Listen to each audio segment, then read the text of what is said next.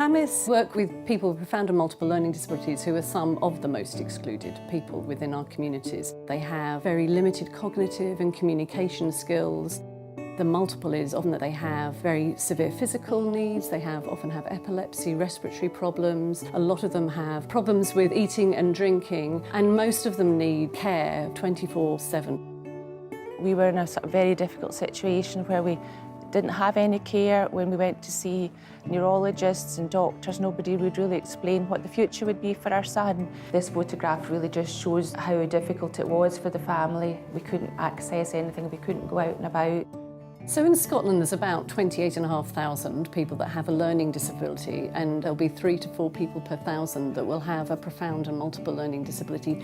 They are often unable to do very much for themselves at all, so they're reliant on their family carers and their carers. Some of them may exhibit behaviours which challenge us, but a lot of that is around their communication.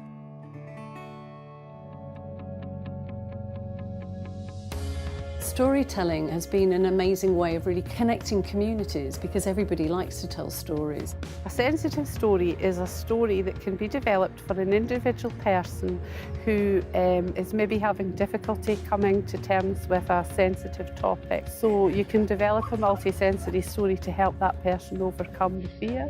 One of the other areas, people are saying, how do you explain about life changes when somebody is growing up? So there are a number of stories around what happens to young girls and young men as they begin to grow. And that's grown into a library of about 50 sensitive stories. It opens up something that we all take for granted, but again, something that we can do collectively. The Scottish Government is committed to reducing the stark health and social care inequalities that people with learning disabilities face. So that's why we're pleased to be funding the digital passport work. Traditional communication passports, which many people with learning disabilities have, we've made it digital.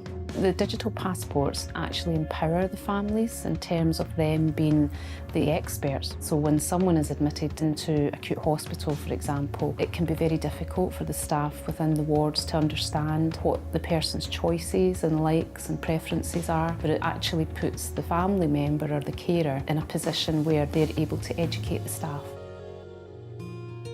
One of the big issues that came up with our family carers when we were asking what the biggest barriers to getting out and about was toilets. So we now have 128 changing places toilets in Scotland, and I think people are now understanding that actually it's a human right. If it was made compulsory within the British standards, then we would hope that every public building would have a changing place toilet within it. Without that, we're back to people being changed on toilet floors.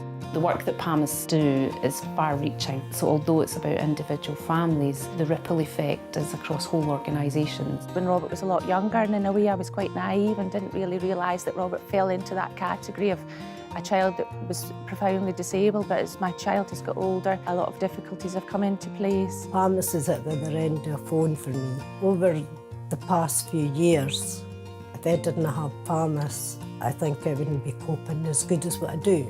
Your family have a lot of love for you. They don't know the ins and outs of the caring world that you do, whereas Pamis are dealing with so many different people. The general public don't really understand, so they've become part of my family.